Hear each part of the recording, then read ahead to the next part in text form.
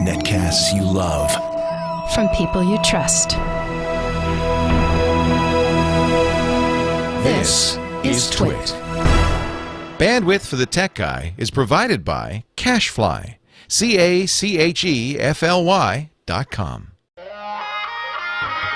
Hi, this is Leo Laporte, and this is the video version of my Tech Guy podcast. You're about to see the best of episodes 757 and 758 from Saturday and Sunday, April 2nd and 3rd, 2011. Enjoy. Well, a good day to you, Leo Laporte here, the Tech Guy. And it's time to talk about tech. Computers and the internet, of course. But we're not a computer show. You know, for years, these kinds of shows, these tech talk shows, were really computer shows. I know when I started doing this, I've been doing radio for 35 years. Ooh, that's kind of a good anniversary in December. But in the last almost 20 years, last 19 years, it's been computers and tech all the time, both on radio and TV. And when I started doing tech talk in 1991, it really was. I mean, in 91, think about it. What was it? It was computers. It wasn't even the internet. The World Wide Web had only been invented a couple of years earlier. It wasn't widely used. It was kind of the province of academics and universities and research institutions. If you knew about the internet, you were one of the elite, and you weren't using a browser. You were using weird tools like Gopher, Archie, and Veronica. That's what they called it. Gopher was like a menu system. There was a browser, an early browser. It was called Lynx. Still's around, Lynx. It was text only. Text browser. So in 91, I mean, we were talking about Windows 3.0, DOS 5, Macintosh, of course, but Macintosh was a toy computer at that time, or considered by many to be a toy computer at that. I was an early adopter and loved it, but go ahead and try to convince a business to use a Macintosh in 1991. They'd laugh at you.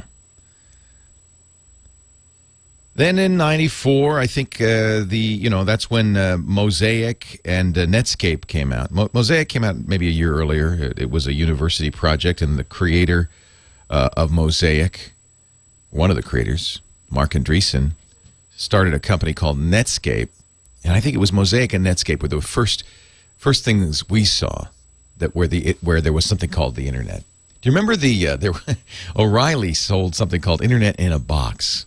It was a big box, too. And then remember, this was because it was pre-internet. You had to buy software on a disk. And it came, I don't remember if it was a CD or floppies. It's probably floppy disks. It came with a browser, Mosaic. And it had to have some tools because Windows at the time didn't really know about the internet. So you needed something called a WinSock. I think it came with Trumpet. Remember Trumpet WinSock? You probably only do if you're an old timer. Although, think about it. 1991 was only 20 years ago. It wasn't that long ago. But old timers remember Trumpet WinSock. He's still around. I don't know what he's doing these days. Nobody needs to buy a WinSock ever since probably Windows. Well, certainly since Windows 95, Windows has had the ability to get on the internet.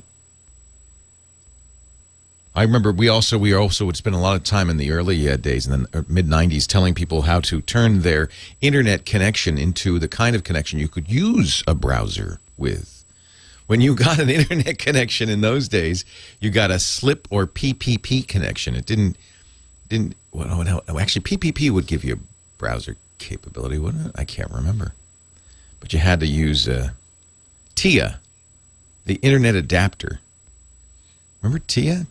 I spent a lot of time on the shows in those days explaining what is TIA, how to use it, and how to get, Mosaic working on your computer so you could browse this new thing called the World Wide Web.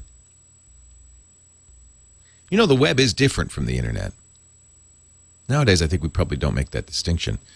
But the internet predates the World Wide Web. The internet included things like Gopher, Veronica, Archie, news groups, which actually technically really aren't even part of the internet, those discussion groups.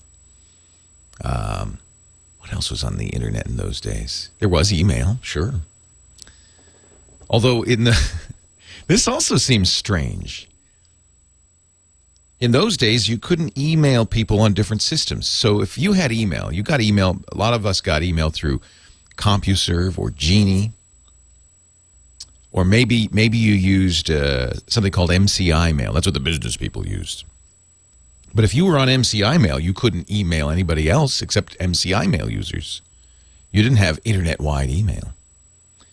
It's kind of like the days, I guess it's still true somewhat, when you had early days of IM, instant messaging, where if you weren't on the same instant messenger, you couldn't talk to each other. I guess it's still the same way, except that now we have instant messaging clients that go cross-platform. And of course, we have more dominant companies like Facebook.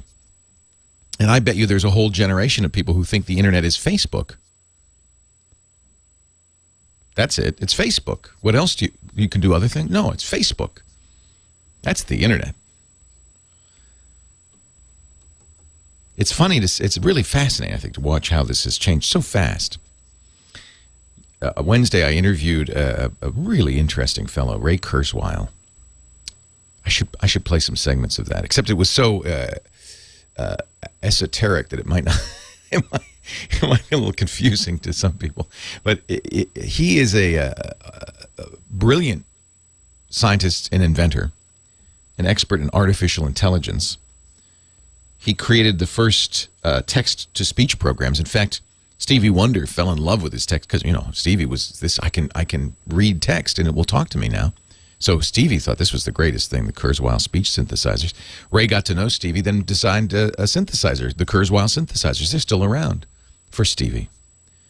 He's done many, many other fascinating things, but his latest thing, and I say that kind of tongue-in-cheek because he started writing about this in the mid-'80s, is talking about the rapid advance of computer technology. So rapid, he said, that we don't really understand or get it. He said humans, the way our brain is designed is to think linearly. This happens, then this happens, then this happens. It's because, when you're a caveman and you see a tiger in the distance, you have to plan linearly. The problem, he says, is that the technology is advancing exponentially. It's doubling every year. So we can't, we see it linearly. We say, oh yeah, well, the Wright brothers invented the airplane, and then the jet plane, and then the television, and it was invented, and then the internet was invented. It all seems like this linear thing. He says, but if you really look at the pace of invention, it is much faster than that. It is not 1 + 1. It is 1 doubled and doubled and doubled and doubled. And the difference is, if you do things arithmetically, in 5 years, it's just 10 times better. If you do it logarithmically in 5 years, it's 2 to the 5th better, whatever that is. 16,000 better or something. So it really is something we can't perceive, but is happening. And his observation is that what's happening so fast that in the next 20 years, computers will be so smart, so fast, that they'll effectively be indistinguishable from human beings. Look at Watson. I mean, admittedly, we knew Watson was a computer when he played Jeopardy. Nevertheless, a huge step forward. He says we're just a few decades away from that. The singularity is what he calls it. And he says it's a singularity because you can't predict what's going to happen on the other side. So 20 years ago, I was talking about how to get on this newfangled thing called the internet. Today, we're talking about Twitter and Facebook. Who knows in 20 years from now? I hope I'm still doing this show. Actually, it might not be me. It might be the Leo bot. But it will be indistinguishable for me, and that's the beauty of it. Here's my phone number if you want to talk about that. 8888-ASK-LEO. 888-827-5536. That's toll free from anywhere in the U.S. or Canada. Actually, no, I guess just the U.S. If you're in Canada or outside North America, you can still call me. Just use Skype out. And because it's a toll-free number you're calling, it won't cost you anything. So you download the free Skype client and you dial +1 888-827-5536. And I'd love to hear from you. We have a website. You can follow along on the website, too, techguylabs.com. See a link there for the chat room. Come on and visit us in the chat room. I'm watching it during the show. We'll get to the phones next. Leo Laporte, the Tech Guy.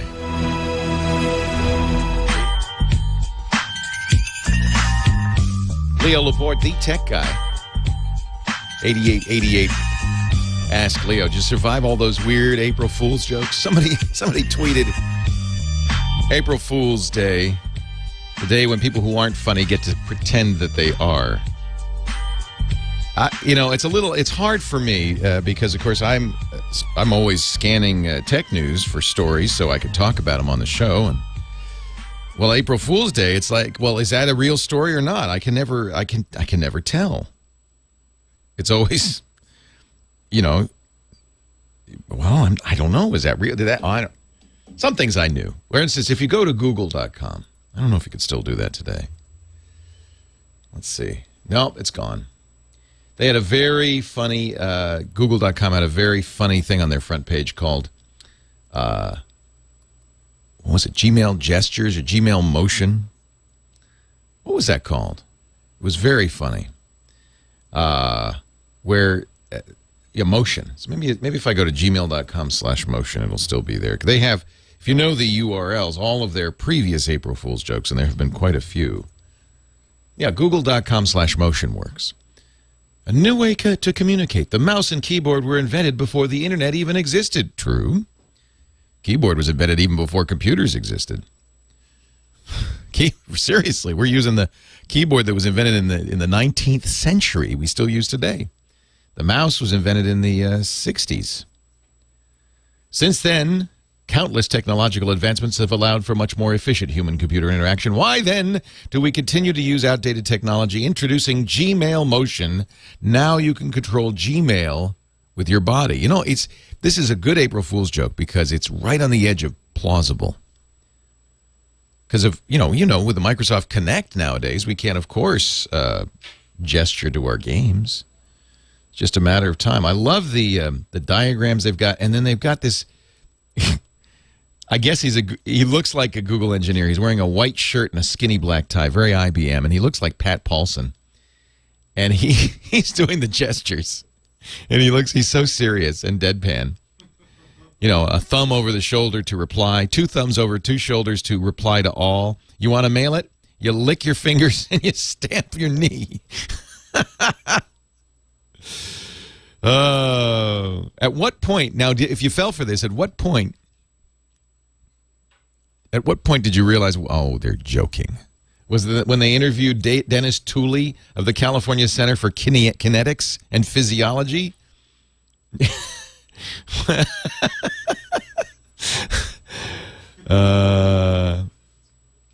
Or the movement specialist, Lorraine Clayman, environmental movement specialist from Nevada Polytechnic? At what point did you realize? There were so many April Fool's jokes. I think one of my favorites was from ThinkGeek.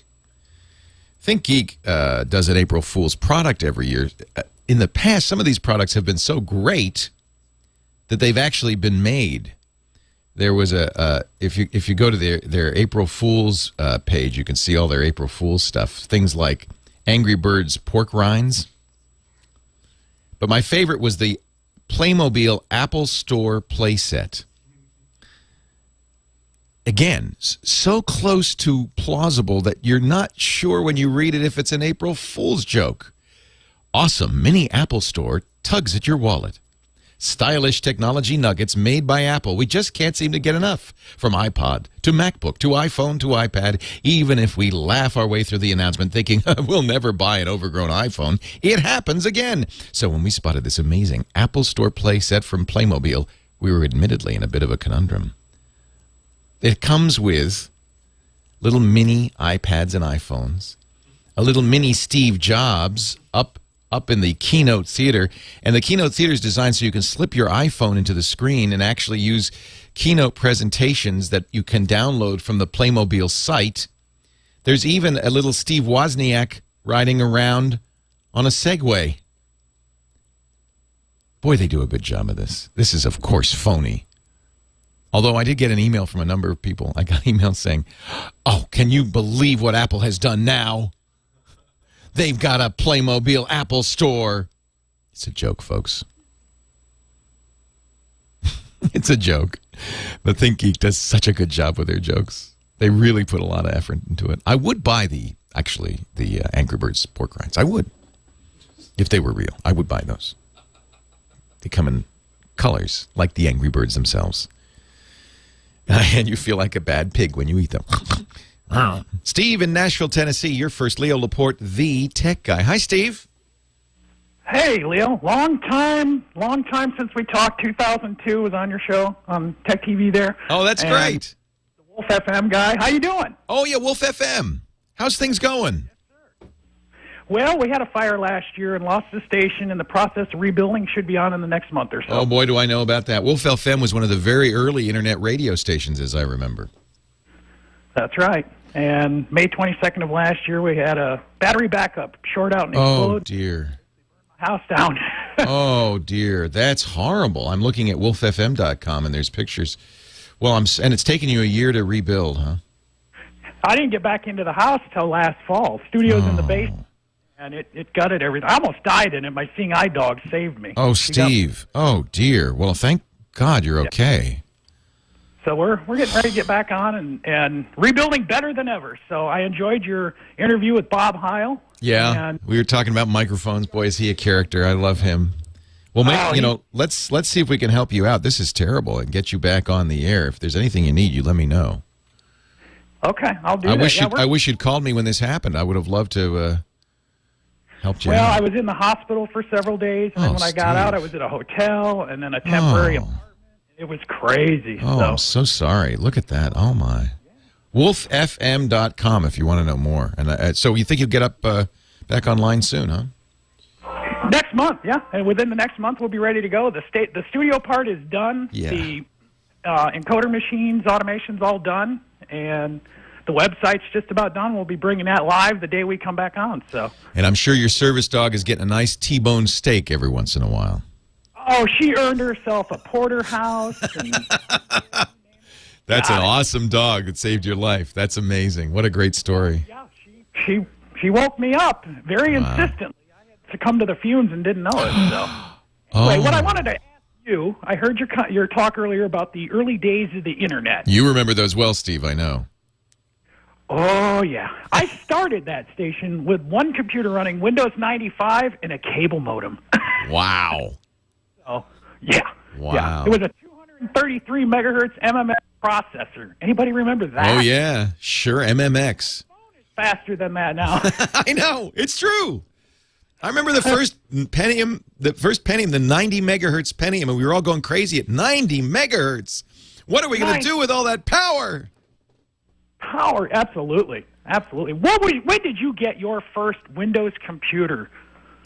I did not. My first Windows was Windows 3.0. I didn't try Windows 1, although I've played with it. Oh, yeah. Yeah, but Windows 3.0, I remember coming out around 1990. I'll tell you when I had a little epiphany. I bought a Mac in 1984, and I really liked graphical user interfaces. I liked a mouse. I liked windowing. Hey, hang on, Steve. I'd love to talk more about this with you. And also coming up, we're going to talk home theater with Scott Wilkinson. Steve Wolf on the line from Nashville, Tennessee. Hang on, Steve. We'll be with you in a second. Leo Laporte, the tech guy. Kyle has surpassed himself. I don't know where you got the Angry Birds theme. I guess you probably could buy it on iTunes, can't you? Thank you, Kyle. I'm going to expense that with TWiT. He's going to expense that one. Yeah, that's fine. Here's 99 cents. That is awesome. That is awesome. We'll get back to Steve in just a bit from Wolf FM. We were talking about the good old days, but normally we don't have Scott Wilkinson on Saturdays, but Scott's got a concert coming up, right, Scott? What's going on? That's right. Yeah, tomorrow morning I have we're doing what's called a model Seder. You know, the Passover's coming up. Yep. In a couple of weeks. And so one might think, well, why are you doing a Seder now? Well, the organization I belong to, the Shalom community, does what's called a model Seder. So say you're interested in doing a Seder, which is the ritual meal associated with Passover. And it's got a lot of singing, and you read through a book that talks about the story of Passover and so on. So say you want to do that, but you've never done one before. How do you learn what it's about, how to do it? Well, you come to the Sholem Model Seder. What a good idea. A couple of weeks ahead of time, and you go through it, and there's like 200 or 300 people there. So it's quite a big deal, and there's lots of music, which I'm involved in, of course, as usual. I'll be playing tuba and singing, and a little bit of soprano recorder tweedling along with one of the songs. And so we're doing that tomorrow at Culver City Middle School. Anybody who might be in L.A. and interested in a model Seder can go to sholem.org, SHOLEM.org, and find out where and when it is tomorrow, and hope to see some of you there. It's really a lot of fun. Great food. If you like Jewish food, great chicken soup, great matzo ball soup. Oh, yeah. Dr. Fantastic. Mom has invited me to Long Island for her Seder, but I don't know. I might fly out just for her matzo ball soup. She says she makes the best in the world. We're having a little matzo ball soup off here at the Tech Eye Labs. I should come up for that because I love a good matzo ball Who soup. doesn't? Who doesn't? Yeah. Exactly. Well, I'm glad you could be on today. So, again, normally Scott's on this time on Sundays, but, the Saturday listeners love to hear from you, too. Scott's the editor-in-chief of the Ultimate AV Magazine at ultimateavmag.com. He also is a columnist for Home Theater Magazine. He's our home theater expert. In fact, Scott, you're going to be, in a couple of weeks, we're going to be at the National Association of Broadcasters show, the NAB show in Vegas. And that's a fun show to go to. Not because there's home theater stuff so much there, but you go anyway, don't you? There's microphones and there's audio systems and all sorts of stuff. Well, there's all kinds of great stuff, and I'm really happy to be going with the TWiT crew this year and covering the show with you. In particular, there's really one question that I'm going to be asking everybody we interview, and I've got several people lined up for the stage, and I've got 3 booths lined up for Home Theater Geeks on Monday, where you and I are going to actually be walking around. Scott does a podcast on my TWiT network, my podcast network called Home Theater Geeks, and we're going to do that on Tuesday? Monday. Yep, we're gonna go to the Panasonic, JVC, and Sony booths. And the question that I'm going to ask them and the people who we interview on the stage on Tuesday and Wednesday is, how is the consumer experience impacted, and in particular improved, by what we're seeing at NAB? I love that. NAB, of course, is for broadcasters, is for professionals. And so there are a lot of things that we're not going to be interested in, like, workflow management software and, video switchers for large facilities. But really the question that I want to ask for our audience, which are primarily consumers, is how are we going to get a better experience as consumers from what you guys are putting together here and showing us at the show? I look forward to that. So it's really going to be great. In fact, at Panasonic, we're going to be talking with the chief technical officer of Panasonic US, the entire Panasonic US. And he's a very articulate guy. And so that's going to be a lot of fun. And Sony and JVC also are going to be very interesting. I've got somebody from Dolby and somebody from DTS coming to the stage on Tuesday or Wednesday, as well as a couple other people. So we're going to have some interesting discussions. Look forward to it. I do too. That's a week from Monday. Correct. On live.twit.tv, or you could subscribe to the podcast. In fact, Scott's going to do this podcast every Monday, so you'll have somebody tomorrow, in fact. In fact, I want to mention that. The guy's name is Eric Adol. He's a sound designer and sound supervisor on a lot of major movies. Oh, neat. Kung Fu Panda, Megamind, iRobot, Transformers. He's the guy that does all the weird sounds that you hear on these movies. And he's a very interesting guy. I met him a few weeks ago at Dolby. They did a presentation about Megamind, this movie, animated movie, one of the few that was conceived from start to finish, the soundtrack, in 7.1 surround.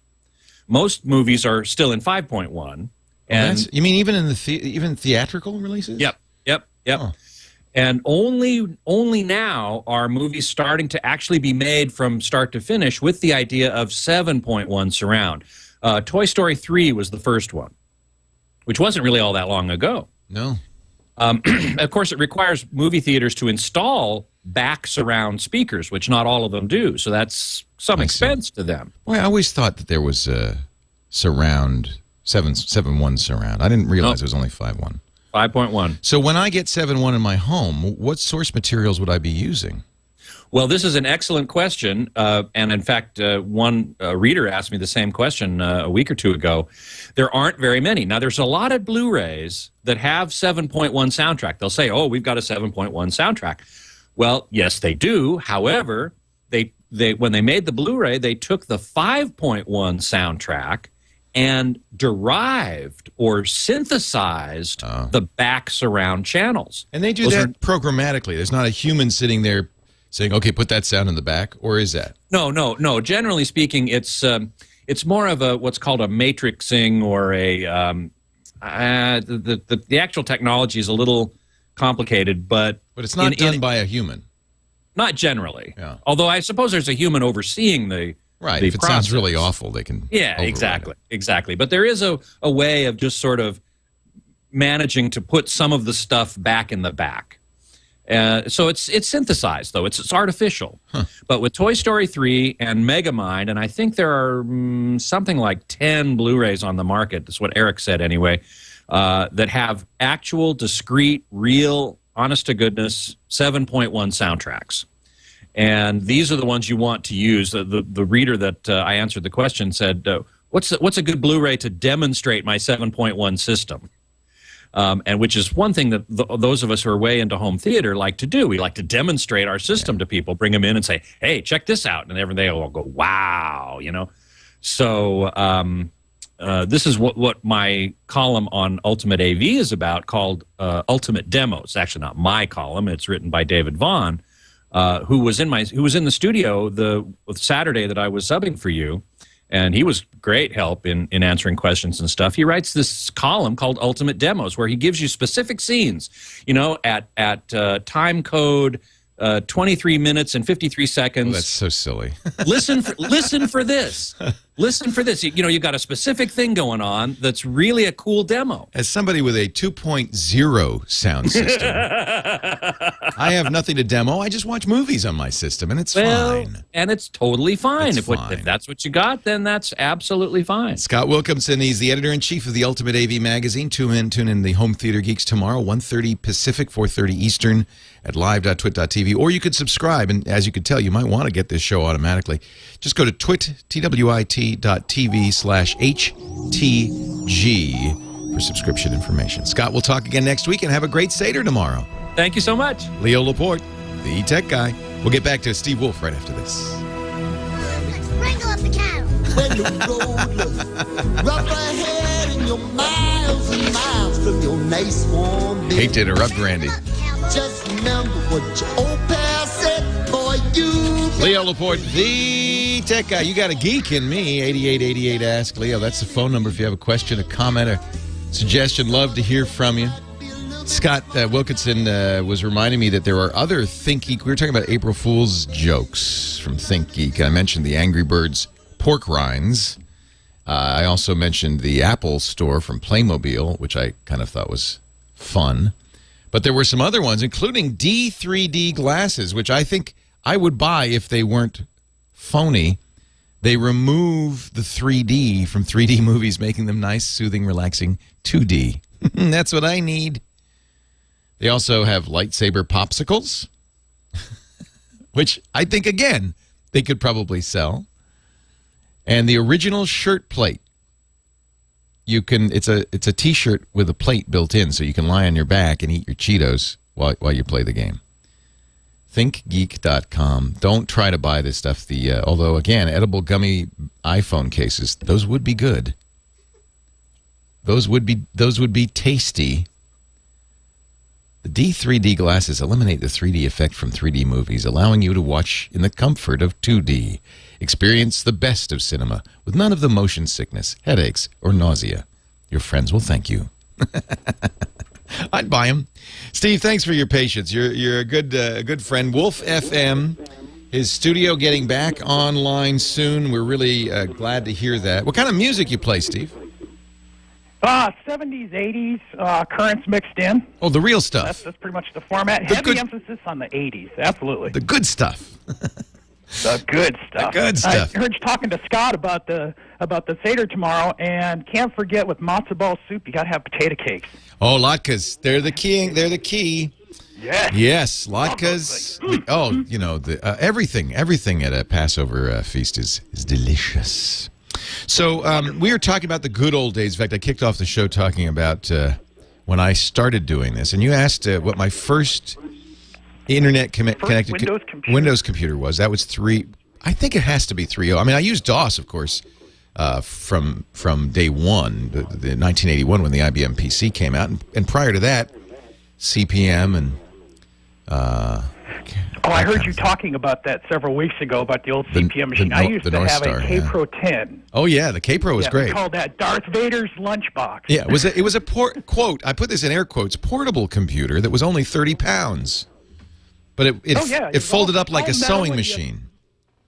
Yeah. You put the keyboard fastened on the front with these latches, and you carried this big box around, and you had, a 5-inch green screen? Yeah, it wasn't very big, but the cool thing about the K-Pro, and it was kind of a clone of the Osborne, very similar form factor. The cool thing about both of them is they came with software. They came with WordStar and, Multiplan, a full suite of software. So it was an amazing deal. Absolutely. Yeah. Absolutely. So your first Windows computer. Now, when did you first get on the internet? That's when we were kind of starting to play with that. My first experience with the internet was a text-based experience. I was on a BBS service, a bulletin board service. I ran my own in the mid '80s, and I was on one called The Well. That was a Berkeley-based, very famous in its time bulletin board system. And The Well was unique because it allowed you to drop down out of their software, out of the bulletin board software, into the shell, and from there to the internet. Yeah. So I was able to use Gopher, which was a menuing system, Lynx, which was a text-based browser. The World Wide Web was around, but you didn't have the graphical browsers. I do vividly, even today, remember that amazed feeling when I dropped into the internet of, wow, the world is on here. Now, of course, then it might have been a few 100,000 people, but it was kind of amazing. BBSs at the time could only accommodate 3 or 4 people at most. I had 2 modems, so 2 people could be on my BBS at once. Yes, I did the same thing. Yeah. Ran the old bulletin board system. Now, you were talking about email and MCI mail. Oh, yeah. The interim between BBSs and the internet was FidoNet. Remember that? I was a FidoNet sysop. Now we're really getting geeky. FidoNet was, Tom Jennings wrote it. It was a bulletin board software.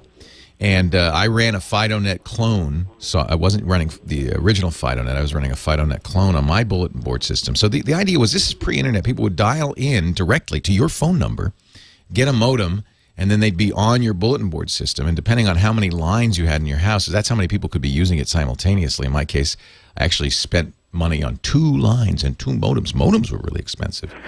And I remember I was really excited when Seagate released the 20 megabyte hard drives because I could get a bigger BBS on there. But yeah, I ran a FidoNet, and then we created something. I was part of the creation of something called EchoNet, which was a way that FidoNet message systems, because you did have a message system. Of course, you'd log in, leave a message, log out. Next guy'd log in, leave a message, log out. It wasn't exactly real time. But EchoNet allowed you to post messages on Fido BBSs all over the world, and that was kind of cool. The old Seagate drive you mentioned, the ST228R. I had the 30 meg version with the RLL controller. Now we're getting geeky. Yeah, we might be leaving people behind at this point. We sound like a couple old codgers sitting on the back porch with a little checkerboard between us. I remember the old days. Yep. Wanted to mention, I've been listening to you on TWiT TV this week, but I started hearing you on Access America, the KU-band satellite, free-to-air satellite network. That's where I started listening. Interesting. I didn't know that. We have, the way I license everything but the radio show. The radio show, this show that you're listening to right now, of course, is owned by the Premier Radio Networks, and the copyright there, too, lies within their jurisdiction. However, the other stuff I do, I license using something called Creative Commons, which I really like, and I encourage people who create stuff to use it. Creative Commons is an alternative to full copyright or putting it in the public domain. It's somewhere in the middle. You get to assert some control over the content, but not total control, not all rights reserved. So in my case, the podcasts we do are Creative Commons, and they have 3 conditions. It's attribution, which means you have to give us credit. You can't use it. You can't reuse it for commercial purposes. You can't sell it, for instance. You can only give it away. And it has to be this is kind of the tricky, and I love this part of it. It's called share alike. That anything you create, you could take my podcast and make a song out of it. You could chop me up in little bits and make a song.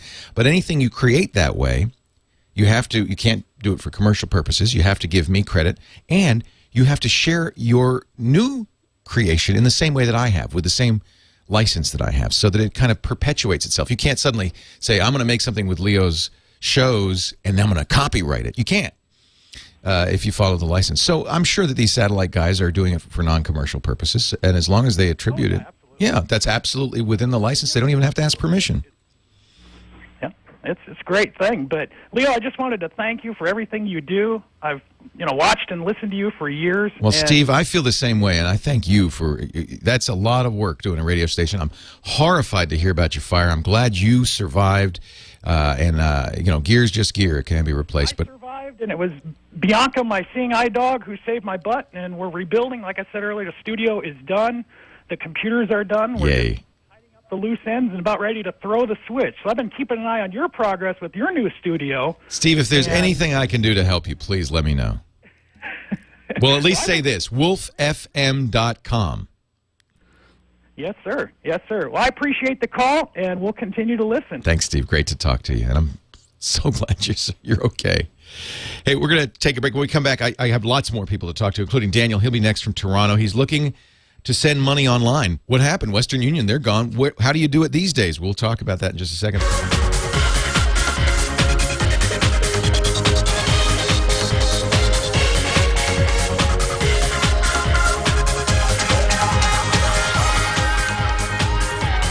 Well, a good day to you. Leo Laporte here, the tech guy. We're talking about computers, internet, cell phones, camcorders, MP3 players, home theater, and all the like. And the good old days of the internet, too. 8888 Ask Leo. That's the phone number. 888-827-5536. If you'd like to call in with a question, a comment, a suggestion, I'd love to hear from you. We do this show for you. Daniel, you're very patient. Thanks for hanging on. Leo Laporte, the tech guy. Hey, Leo. Really great to talk to you. I'm so excited. Thank you. I'm excited, too. Let's be excited together. Awesome. It's going to be fun. What can I do for you? So we just launched a new website called 3squarefeet.org, and it's a really special website to me. And online we sell and create lapel pins and pendants and earrings that kind of serve as a special message to ourselves to kind of make an impact in our very own 3 square feet and make an impact in our 3 square feet as we walk through our daily lives. Oh, I love that idea. So the 3 square feet is the space we occupy on the planet. Yeah, we've all got our very own 3 square feet. So as we're walking through our daily lives, our 3 square feet interact with other people's 3 square feet. And if everybody makes a really positive impact in their own 3 square feet and gives out kind of very positive vibes, we can all, live a little bit happier and have a lot more cool experiences. So the site is THREE, you spell it out, squarefeet.org? Yep. Okay. And is it software, or what exactly do I get? No, we sell a really elegant it's lapel. pins. Yeah. Cool. Pins and pendants and earrings that just kind of give us a reminder. So here's my question, Leo. Yes. We take $3 from every item that we sell, and we give it to different people in communities all over the world who are really good 3 square feeters. So people who are making a really positive impact in their community. So we're sending this money all over the world. Oh, that's nice. And I just want to know, since we're sending it for such a good reason, I don't really want to get scammed or anything like that. And I want to make sure that the money gets there intact. So I was looking online to try and find a way that we can send the money online, and I saw a whole bunch of different services. Like there was PayPal, and there was one called Zoom, and I heard you a couple weekends talking about Square, right. Which I wasn't too sure about. And I'm just trying to find what's the best way to get it to the people we're looking to get the funds to. Yeah, that's an interesting issue because it's international, right? You're sending internationally? Yeah. Yeah. Now, we use PayPal. I'll tell you, there are considerable negatives, but I'll tell you that's one of the reasons we do use PayPal, because they will ship internationally, not exactly ship, but they'll transfer money internationally in a variety of currencies. So that's fairly simple to do. There are other payment services. In fact, I just learned that, let's see, Amazon has a payment service, and I just learned that American Express is doing a PayPal-like payment service. And I would guess that of all of them, here's why I'm not sure I could completely recommend a PayPal. They have kind of a checkered history of freezing accounts, of there doesn't seem like there's anybody home. The security model is a little odd. They're owned by eBay, so it's not like they're a small fly-by-night company. And in fact, I use PayPal for donations right now when people want to make contributions to the netcasts. We use PayPal for that and have for years. That's more historical because I had software that supported it and it was an easy thing to do, and lots of people have PayPal. But that's for giving donations. And that's a little different for taking stuff and then sending it to other people. PayPal really has it set up to do that. It's very easy. If somebody has an email address, you can PayPal them money in their native currency. But I am a little nervous about it. And also, they'd have to have a PayPal account to collect the money, which means they have to set it up. They have to make sure their bank account is tied to it. And it's a little tricky. You might look at Amazon payments. Again, Amazon is worldwide, but I don't know if they're quite as global. Yeah, I guess they are. They're pretty global. Payments.amazon.com. So you can buy stuff with Amazon, but you can also send money with Amazon payments. Again, they'd have to have an Amazon account. That's kind of a disadvantage. And as I said, American Express is doing it. In fact, in the long run, I wonder if American Express might be the big winner on this one. But they're brand new, so maybe you don't want to experiment with them. In fact, let's see. American Express goes digital. Announced. They call it Serve, S-E-R-V-E. This is literally just announced this week.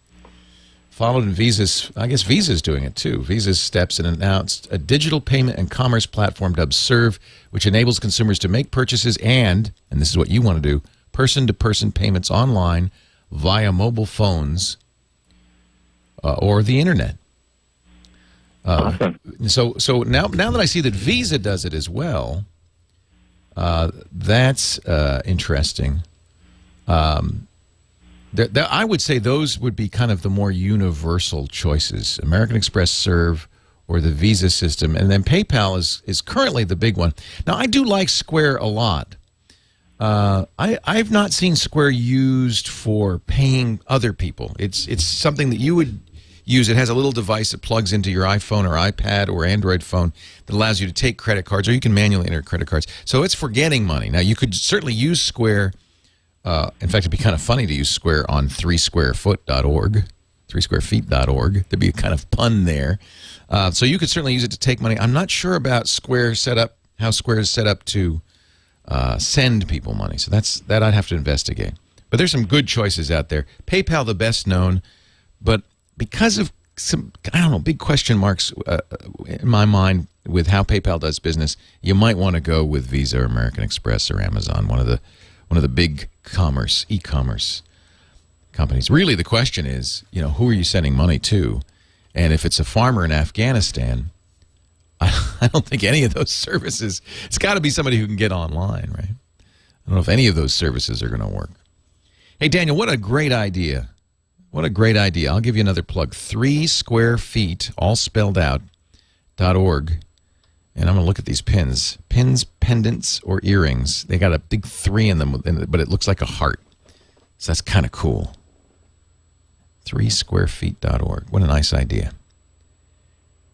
Mona, Vista, California. You're next. Leo Laporte, the tech guy. Hey, Mona. Hi. Welcome. Okay. finally broke down. Verizon has the iPhone now, and I purchased one. But now to get my iTunes to sync with my new phone, I don't have I have iTunes 9. Oh, yeah, you got to upgrade to 10. Is there some reason you didn't want to go to 10? Well, it won't let me because my operating system is a 10.4. Oh, I hate Apple.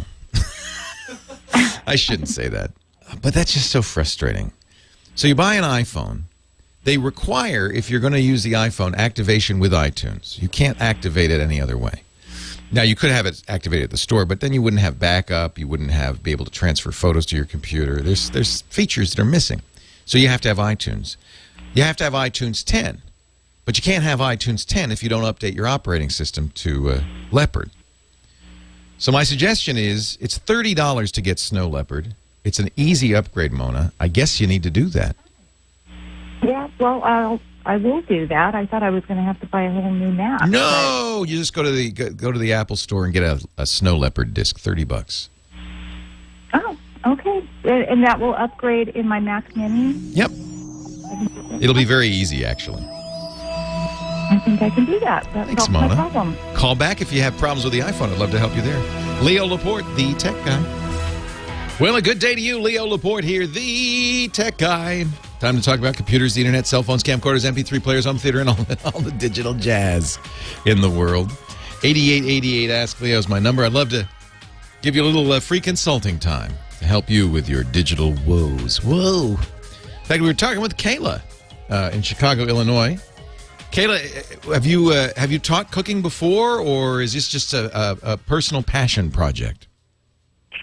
Well, I went to culinary school. I don't work as a chef, but that's what I love to do. So, especially things that are not easy to do at home, like making feta cheese, cream cheese, soy milk, things like that. I love it. So, the website or the address is YouTube. It's on YouTube. It's How To with Keila, Keila. Now, I know a lot of people want to do this or are thinking about doing this. It's one of the things that is so exciting about what's happening on the internet today is anybody with an inexpensive camera, a computer, and internet access can have an international audience, and this is so great. Now, I'll give you a couple of tips, because I know your initial question was, how do I make a downloadable video podcast? And I can talk about that. But one thing I'm going to give you a little tip. This is a little bit of the YouTube channel. This is how to make feta cheese. And Kayla's talking here. If I can get it to play. Sometimes YouTube is a little bulky with me here. It has to be whole milk. Also, it has to be pasteurized milk, not... Now, you're using the camera microphone, aren't you, for your audio? Yeah, and that would be my second question to you. The microphone on the Droid is not good. You're shooting this on a Droid? That's great. I mean, the video quality's fine. Yeah, the Droid X. Yeah. That's how it did the video. But the sound... Pasteurized. If you use... Yeah, it's echoey. I can hear the room. I can hear noise in the background. You have one where you're visiting a candy shop, and it's really noisy in the background.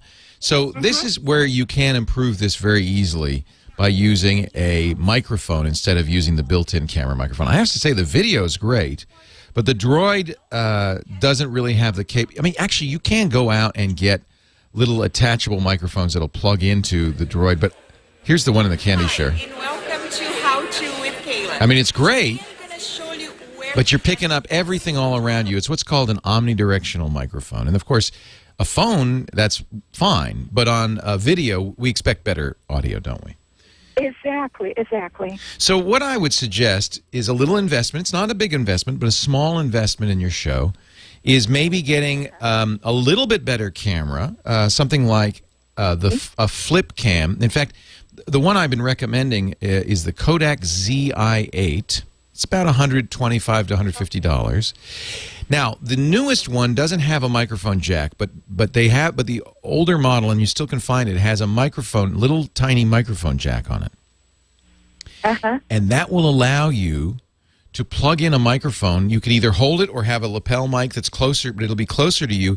It'll sound much, much better. All right. And it's funny, we think of video as being all about video. sound is at least 50%, if not more. If you had a picture that, you know, was 1 frame a second, not a very good video picture, but you had good quality sound, most people would say that's fine. It's really the sound that is important, I think, here. Mm-hmm. So, I totally agree, Leo. yeah, and if you shoot it on a ZI-8 or something similar, a camcorder, then you import it into your Windows machine. You can use Windows Movie Maker. If it's not on your machine now, you go to get.live.com. That's Microsoft's get.live.com. And that's free to download. If you find that that's not doing everything you want, again, as I mentioned, Adobe Premiere Elements is under $100 and is a very nice video editing package.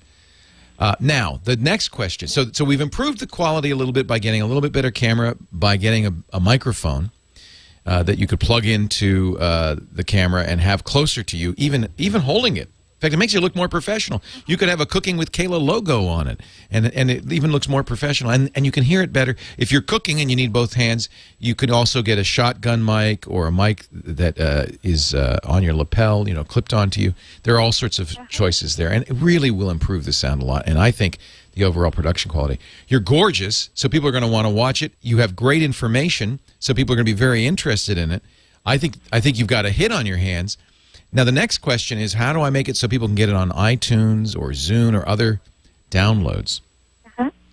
And you don't really, all you have to do is do the work that you're going to do to make this better on YouTube and upload it not only to YouTube, but upload it to Libsyn, Libsyn. Yeah. And they will make a podcast out of it. Yeah, they make an RSS feed out of it. And so you'll put a little post in there. You don't have to, you know, it becomes your web page. You have a little post in there, people can comment, but it also turns everything you post on there into a feed, and then you give that address to iTunes, and people will be able to subscribe to it. And you can put higher quality there too, can't you? Because YouTube, you know, there's kind of a limit. Although it's amazing. I can't believe you're doing this with a camera phone. I mean, it looks fantastic, you know? Yeah, all right. Is your husband shooting that? Oh, my. You have your... Yes. Yeah, isn't that great? So he's your silent partner on all this. Yeah, he's great. Yeah. Well, now you can give him some instructions. Say, I want better audio. Oh, that's what I'm going to do, Leo. That's what I'm going to do. Oh, good luck. How to with Keila. It's youtube.com/HOWTOWITH. And the only thing that's a little odd is it's a little different is how to spell Keila's name. It's Keila. Keila, yeah. I'm so glad this is what I hope everybody will do. Everybody has something that they're passionate about, that they love, they know something about. And this is what makes the internet so valuable, is that people put that one thing that they know about. You don't have to know about everything, just that one thing you know about. And it doesn't have to be, you don't have to be a good writer. You could do it in audio or video. And if you put that on the internet, it just becomes a richer and richer medium for us all to learn. I think it's great. I mean, I want to make cranberry vodka now. Yeah, it's delicious. You should try it. Keila, thank you so much. I wish you all the best. Oh, thank you. I think it's just so great. This to me is the revolution that I am so excited about. And this is, if you think about it, what makes Wikipedia so great? What makes the internet such a great resource? How come you can go to Google and search for almost anything and find great information about it? Well, it's 100 million people like Keila, for free, just kind of out of their own passion and interest and wanting to share, putting information up, editing a Wikipedia page or making a YouTube video. And let's not take that for granted. That's a huge gift that they're giving us. And if anything, I would hope that would inspire you to do the same. Maybe there's something you're an expert in, something you know a lot about. It could be the tiniest little slice of information. But by putting it up on the internet, whether it's a blog, a YouTube video, a podcast, editing a Wikipedia page, whatever it is, even commenting on somebody else's blog, by putting that your 2 cents in, all of those 2 cents adds up to $1 billion. Christine in San Bernardino, California. Leo Laporte, the tech guy. Hi, Christine. Hello. Welcome. Thank you very much. You may have touched on this previously, but I couldn't. I didn't hear the whole answer, and I apologize. No problem. There's probably nothing I haven't touched on at some point, so it's fine to repeat. You brought we bought a new computer with Windows 7. I have a dinosaur of a laser printer, IBM InfoPrint 1222, and I can't find a print driver. When I Google it, they want to download and they want to sell me things as far as... Yeah, don't fall for that trick, because there's a lot of websites that take advantage of people looking for drivers. If you don't get it from IBM, you probably shouldn't use it. It was a Lexmark. Okay. Pardon me? It was. Hold on a second, because we're going to have to take a break, but I'm going to ask you a couple of questions, and then I'm going to talk about the larger issue here. Leo Laporte, the tech guy.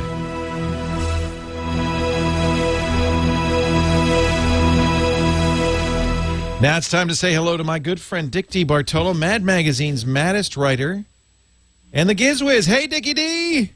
Leo, how you doing? I am wonderful. How are things at Disneyland? Things are good. Thank you very much. Weather's finally coming around a little bit. Disneyland is on this little tiny island on the East Coast called, I think the Indians called it Manhattan? Yeah, Manhattan.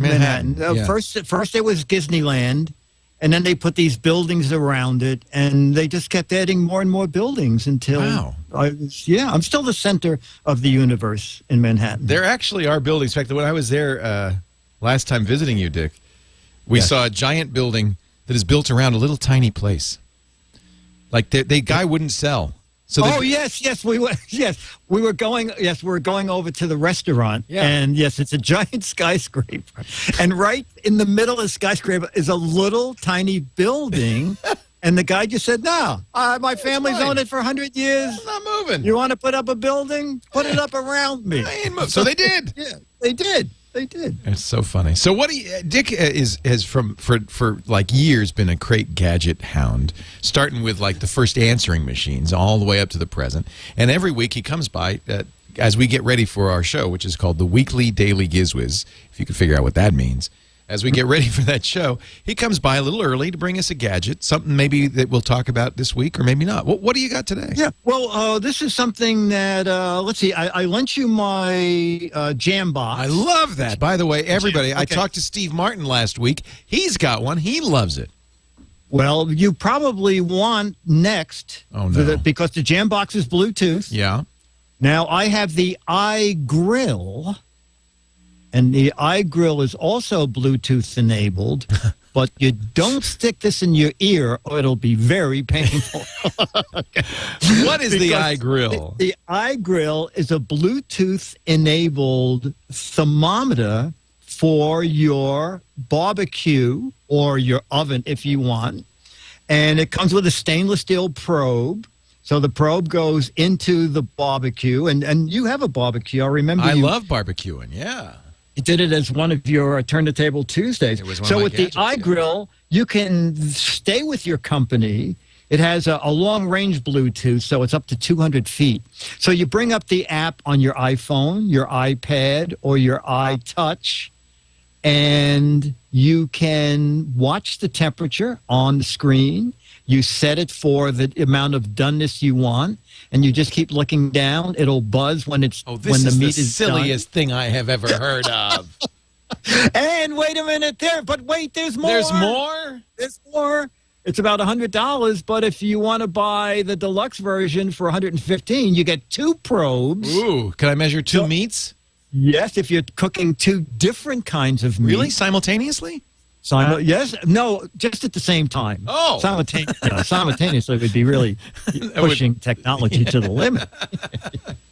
You know, it's funny because I thought this was such a gimmick. We saw it at Macworld Expo. Of course, Alex Lindsay, who's a Mac fanatic, bought one to work with his iPhone, so and he loves it. Yeah. Did he get the new one? The white one is out, and the black version just came out. See, even Apple couldn't get a white iPhone, but no, iGrill's got a white iGrill and a black. Yeah, Look yeah, at that. and a black one too. And so if you need an iPhone, this makes no sense. Or iPad or iPod Touch. Oh, okay. You need any of the iFamilies for $115 with the two probes, under 100 with 1 probe. Hey, the other day I went to Whole Paycheck, which is our local organic food store, and I bought 2 ribeye steaks And you spent your whole paycheck? $50. So $115. If you're a serious, I couldn't believe it. I was like, are you serious? My son said he wanted steak, so I thought, oh, I'll get a nice organic. $25 a steak. I could have gone to Morton's for that.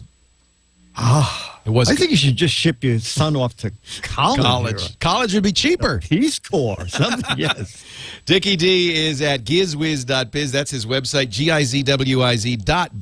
You go there and you can play his What the Heck Is It contest for a chance to win a autographed copy of Mad Magazine. And, of course, there's notes about all the gadgets and gadgets that he talks about on his podcast. And Gizmos, too. Gizmos, too. You can listen to his podcast at TWiT.tv. TWiT is the podcast network.tv/DGW. It should really be WDGW, but it's too complicated. We can't figure out how to change it. Yeah, and who cares?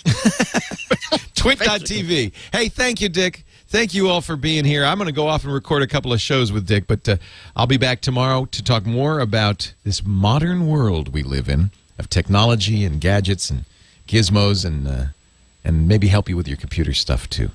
I am Leo Laporte, the Tech Guy. Our website, techguylabs.com. Thanks to James DeRuvo for keeping the show notes. Kyle, thanks for keeping the music flowing. Was it Aaron in the control booth answering the phones? Thank you, Aaron. Lorena. Thank you, Lorena. Leo Laporte. Miranda. Whoever. Thank you. See you next time. Oh, hello. How are you? Good to see you. Welcome, Leo Laporte here. The Tech Guy, and it's time to talk about technology. Computers, the internet, cell phones, camcorders, MP3 players, home theater, all the doodads and gadgets and G-jaws that are changing the life and times of all of us imperceptibly. Just like the frog in the pot of boiling water. Imperceptibly, it's getting hotter in here. Phone number is 8888 Ask Leo if you're starting to feel the heat. If you got a little technology, whoa, you'd like to share with me, 888-827-5536. Toll-free from anywhere in the U.S. If you're outside the U.S., it's still toll-free. You just use Skype out, and you call that number. Because it's a toll-free number in the U.S., it won't cost you anything to call it from Skype out. 8888 Ask Leo. Did you get bit by April Fool's jokes on Friday? Anybody? You saw Google's, I love this, Gmail Motion. A good April Fool's joke, and this was a good one, fools you because it could be true. In fact, I wouldn't be surprised if somebody comes along and says, hey, that's a good idea. We should do gestures in Gmail. All you'd have to do is, in fact, I bet you this happens. You take a Microsoft Connect and hook it up to your computer. And I think the giveaway that this was a joke, if you go to gmail.com/motion, I think they still have the site up, gmail.com/motion, and they have a little video there. And the giveaway is they've got some sad sack who looks pretty much like, remember Pat Paulson? He looks pretty much like Pat Paulson. And this guy is demonstrating the Gmail gestures, and he actually looks kind of depressed. He's got the short-sleeved white shirt and the skinny little black tie and that whole thing. Anyway, you can tell it's a joke after a while, and I think that's the other thing that's good about a good April Fool's joke. You can tell it's a joke because after a while, the joke becomes apparent. I think on this Gmail Motion, it became apparent when the Pat Paulson guy, he's demonstrating how to send an email, and if you want to send an email, you just put your left thumb over your shoulder like you're hitchhiking. That's sending one email. Reply to all is two thumbs over the shoulder. But the best one is to mail something. You lick your fingers like it's a stamp and you press it on your knee. That's not. See, that's when you go, oh, April Fools. I got fooled. There were some really good ones this year. There was Think Geek. Do you know about Think Geek? It's a great catalog for geeks of just kind of weird gadgets and doodads. The kind of things geeks think are funny, like T-shirts with the caffeine molecule on it. Oh, that's funny. Or sayings like, no, I will not fix your computer. That kind of, basically geek passive hostility. But their April Fool's stuff was great. I talked about this yesterday, the Angry Birds pork rinds. Because, the angry birds don't like the pigs, so they made them into pork rinds. The lightsaber popsicle. The electronic butterfly in a jar. Flitting forever. Some of them are real, actually. And in fact, in the past, people have looked at Think Geek's April Fool's stuff and turned it into real products. My favorite was, and I apologize for those of you who listened yesterday, but I just love this, the Playmobil Apple Store playset. Now, this isn't real, but enough people believed it. I was getting emails from people saying, can you believe what Apple's done now? They've got a toy for kids that's an Apple Store. Where will they stop? It's actually great. It's got a little Steve Jobs up in the keynote theater, and you can... I wish they would make this. You could slot your iPhone into the screen there and download keynotes from the Playmobil site of fake presentations. They're little tiny iPads down on the tables and iMacs and little tiny MacBooks on the left. Why don't they do this? There's a little Steve Wozniak riding around on a Segway as well. This is just hysterical. But this is not real. Except that if Apple would license this, I think Playmobil would in fact make it. I love the ad copy too. Awesome mini Apple Store tugs at your wallet. You just have to buy it. Actually, somebody did make a Steve Jobs action figure in a little black turtleneck with the skinny black jeans, and they got a cease and desist from Apple. And so then the same company made a Mark Zuckerberg action figure, the CEO of Facebook, the founder of Facebook, and he was wearing the little Adidas shower flip-flops that he wears, and it was perfect. Again, cease and desist. These guys have no sense of humor. One year, Think Geek made a... now, I'm not... Okay, you'll have to forgive me because I'm not one of those Star Wars fanboys, and I know I'm going to get calls and emails from the Star Wars fanboys for getting this wrong, but we have some people in the studio audience who I'm sure are geeks enough to know the answer to this. There's a thing called a tauntaun, right? In one of them, is it The Empire Strikes Back? They're freezing, and they warm themselves up in the guts of this tauntaun, which is this animal. It's disgusting. I must have blanked this scene out because I don't remember it at all. So Think Geek made a sleeping bag that looks like a tauntaun with fake stuffed entrails, and you get inside it. Guess what? Some company said that's a good idea and made it. You can actually buy it.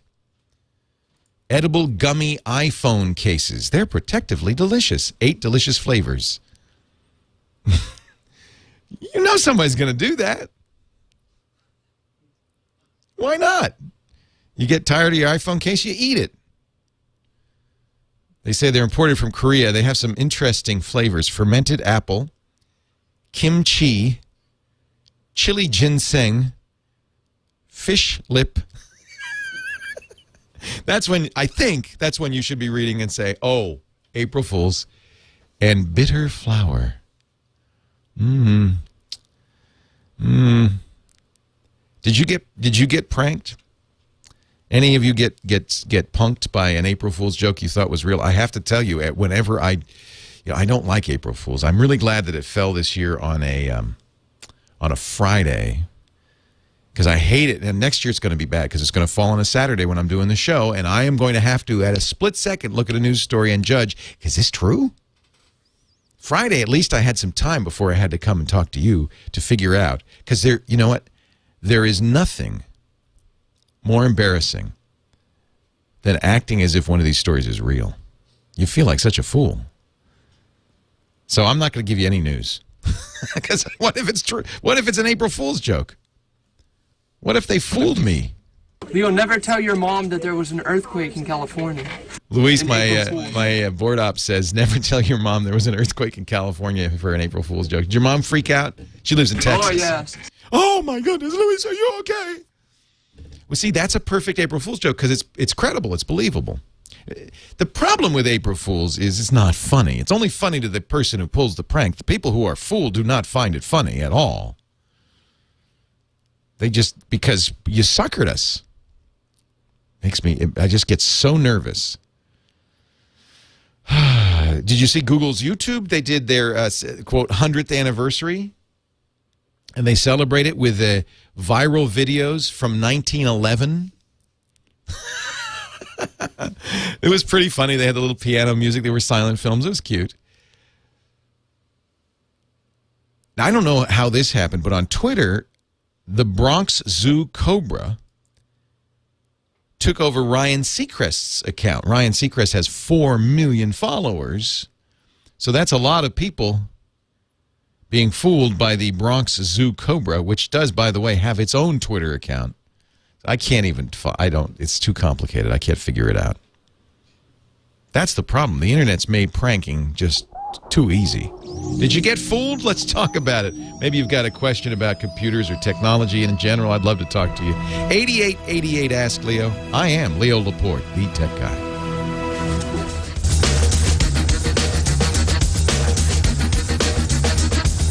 Leo Laporte, the tech guy. 8888. I always want to talk like this with this music. 8888 Ask Leo. Rockin' and rollin'. Guess I'm a frustrated rock and roll DJ. Super PC calling from the East Coast. Hey, Super PC, how you doing? Hey, Leo. What's up? Not much. Super PC does a Ustream geek show. It's a geek fest kind of like this one. What's the name of it again? Fancy Show Tech. We're not going live today. Right now, I'm trying to move my website back to my old host, so it might be down for a while to do some configuration stuff. But so try it again in 10 or 15 minutes. I've been trying to do that quickly so it won't go down because my old host is crud. But anyways, Desktop E is my friend Rav from the UK. He watches your show, I think. Hi, Rav. I don't know what Desktop E is. I saw your tweet or your email. What is Desktop E? It's a remote desktop. He's going through Windows and the Mac. Oh, I did see this. I saw this the other day. This is really interesting. Is it actually working? The idea is you could use a Macintosh via a web page. I'm connected to it right now. Wow. So you don't have to have a Mac. You just have to have a browser. Well, it's basically using RDP technology. He's trying to set up web RDP. I'm not sure what he's doing for Mac. This is what he's doing for Windows. What's the website so we can go there? Desktope.co.uk, but it's not finished yet. Interesting. He's going to launch a new one soon, and there's also, I think desktope.net might work, but that's something else. Interesting. That's like a little blog he set up, but that's still not done. Well, that's pretty neat. Super PC. So he's looking for someone to host this? Or you're looking for someone? He's looking for like a good VPS or Decade server host. Boy, he has like 2 servers right now, but one of them's like a trial VPS, and one of them's like a server on his cable connection at home. Yeah, you don't want to do this on your cable connection at home, do you? This is a tough one. People often ask me who's a good web hosting company. And if you Google something like that, all you get is a bunch of, quote, review sites, which are clearly, if you look at them, being paid by the companies they're reviewing. So you can't really trust these reviews. And, I don't want to cast aspersions against any particular one because I don't know, but it just look at them. They just look, they have a big kind of ad for their #1 site, and then there's a big ad. Well, of course, they're probably making money through affiliate fees, if nothing else. So it is very difficult to know who does good hosting. There aren't very many independent review sites that you could trust because so many of them have ads for the companies that they're reviewing. The only one I could think of that I like, and I don't know if it'd be applicable to England, and that's part of the problem, Super PC, is he's not even in the States, but is broadbandreports.com. This is a site that's been around for ages and ages and ages, and I think is very reliable. It's certainly reliable in terms of finding an internet service provider. They also do web hosting, and you can narrow it down. So I think this is probably a place that he should at least start his search for. And the reason I like this, it's kind of like Yelp or one of the sites where it's public reviews. That way, you're going to get reviews from real people who are really using the service. Even if it's a reliable reviewer working for a magazine, for instance, how reliable is their review going to be? How long do they have to test it? You really want somebody who's been using the service for a while. Baba in the chat room is saying there's one in the UK that is the equivalent of broadband reports. It's called thinkbroadband.com. I'm not familiar with this, but Baba says this is good. Yeah, that looks pretty good. So you might want to check out one of those independent sites that really have some journalistic credibility. Finding them is not easy, I have to say. The chat room has a number of recommendations. Here's one I would agree with, and Space Guy's giving me this one. There's a company called Rackspace. We all know they're a good company, and they do this kind of VPS, virtual serving technology that you were looking for, that your friend is looking for. They call it Slice Host. One of the reasons I really like Rackspace, and I'm going to get off this in a minute because this is a very specialized topic that probably 99% of you couldn't care less. But one of the good things about Rackspace, I think they support the open source community. They're fairly affordable, and you buy slices, which are basically virtualized servers. So tell them Slice Host. I guess that's probably a good recommendation. Hey, thanks, Super PC. Good luck with your show. Appreciate your call. San Ramon, California. Robert on the line. Hi, Robert. Leo Laporte, the tech guy. Hi, Leo. I have been listening to you for a long time and try to adhere to what you say. But the other morning, clicked on an email I knew I shouldn't have. Uh-oh. And, yeah, I've got a Mac. I've got a Mac Mini. You're so probably I'm not all right running any antivirus. Yeah, you're probably all right then. You're all right. Well, see, I clicked on it, and I said, okay, this is what do you call it, a drug ad, and I said, okay, this is not what I want. So I went to So wait a minute. Let's stop here. Wait a minute. When you said you clicked on it, what does that mean? You opened the email and looked at it? I opened the link. You're fine.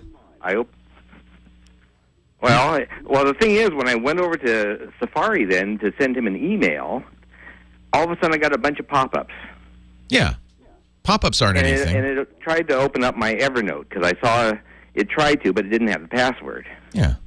That's fine. Don't go to that site again. So I closed everything down, and another couple little things happened, but I ended up taking it to the Apple store, and they ran their diagnostics on it, and they said, oh, yeah, something got in here because it wouldn't finish. It said something got into the permissions, and they couldn't fix it. So now I'm going, and they said, well, we could run this on a Let me ask you something. Wait a minute. Hold on. Slow down, Robert. Slow down. Let me ask you a few questions. Sure. Did at any point did the program ask you to log in with your password? No. You're fine. Okay. The way you're fine. I don't know what the Apple Store was smoking. No. Not apples. Well, here's the issue. There is you want to know what an antivirus for the Mac is? There is one that they advertise with us. It's a company called ESET, ESET.com. You can install it for free, ESET.com/Mac. It's called Cybersecurity for the Mac. Right now, there certainly are exploits for the Mac. We know that. Safari was hacked in 5 seconds during the Pwn2Own competition a couple of weeks ago. So there are exploits out there. Of course, Apple keeps patching them. But they're not in the wild. These are not. You're not going to run into these. All of these sites that you go to, you're right. You fell for something, which is you got an ad in an email and it had a web link in it, and you did the one thing you shouldn't do, which is you clicked on the web link. What that does is that it's nothing wrong with clicking on the link per se, but it pulls your browser to a site that is, populated by malware. I mean, there are millions of these sites out there, and they try to attack your machine, but guess what? It's all written for Windows. It's not written for the Mac. Furthermore, I don't know of any exploit that can work on the Mac without asking for your password, so don't worry about it. Leo Laporte, the tech guy. Leo Laporte, the tech guy. Let me talk a little more about malware and getting infected, and particularly about phishing scams. This is the one that you should really watch out for, Mac or PC. It's not malware. It's a little bit different, but it can bite anybody on any operating system. So our last caller was concerned because he got a spam email for Viagra or whatever, and it had a link in it which he inadvertently clicked. It brought him to a site, and he got all sorts of pop-ups. That site was attempting to infect his computer. The good news is, in most cases, these malware-laden sites don't even worry about anything but Windows. It's so easy. There's 90% or 95% of the machines visiting them are Windows machines. Why even try? Why even waste a minute writing a Mac-specific attack? It's not worth it. So even though there are attacks against Macintoshes, it's not even worth it. They don't even bother. Almost all these, in fact, as far as I know, all of these attacks are against Windows machines. If you did that on a Windows machine, I'd be giving you very different advice right now. You'd be in trouble. So be very, very careful about links you click in email. Absolutely. And if you're on a Mac, you don't have to worry about it particularly. ESET does make an excellent antivirus. Called cybersecurity for the Mac. There are free ones. Sophos makes a good free one, but what you'll see with these antiviruses is they never update because there's nothing to update. There's no viruses. So it's mainly if you're a Mac user, and this is what I like about the ESET product. It's about learning what not to do, and one thing not to do is click links. Now here's a really big one that impacts everybody, and it's something a little different. It's called a phishing scam. You've heard of these. These are emails that look pretty real, that purport to be from a company you do business with, and they can fool anybody. They've almost fooled me many times where, your bank will send you an email that says, there's been 3 unauthorized attempts to log into your bank account. We're a little concerned. Click this link. We'll take you to the bank. You can log in and verify some details. Or here's a good one. Click this link. It'll take you to the bank. Log in, then change your password for security. That's a good one, right? And you get scared because somebody's trying to break into your account. You click the link, you get to a page that looks just like your bank's page. Without thinking, you log in. Oh, you're in trouble. Because it wasn't the bank's page. It was the bad guy's page, and he isn't going to change your password. He doesn't even, you'll get a non-existent page after that because he got what he wanted, which is your login and password to your bank account. Oopsies. Now, most banks are pretty good nowadays. They have multiple layers of protection. The best would be a login password, and then what's called a second form of authentication, or two-step authentication. Something like, and I turn this on my bank, and if your bank offers it, turn it on. It knows your cell phone number because you set that up when you set up the account. It sends your cell phone a passcode. It says, good, okay, you've logged in. Let me send you the passcode. It sends you the passcode. You enter that in. Now, unless the bad guy has your passcode, and the passcode changes every time, right? He can't get in. So even if you get a phishing mail and you do all of that, and the bad guy even gets that passcode from the cell phone because you entered it in, it's useless to him because 30 seconds later it's changed. Second factor or two-factor authentication is great. Gmail offers it as well. People don't do it because it's a pain, because then you have to have the cell phone, you got to enter another thing. It's good. Do it. And the reason I bring this up, there is a company called Epsilon International. It's permission-based email marketing service. A number of companies that do this have asked to advertise on the show, and I've turned them down because I really don't like the idea of email marketing, period, whether I give you permission or not. The theory on this is you sign up for a grocery store card, and there's a little checkbox that says, is it okay if we mail you offers? And you say, yeah. Or maybe you don't notice it and just say, okay. Now you get junk mail from the grocery store through this company, Epsilon. I mean, it's completely legal. You authorize it. It's permission-based, whether you knew it or not.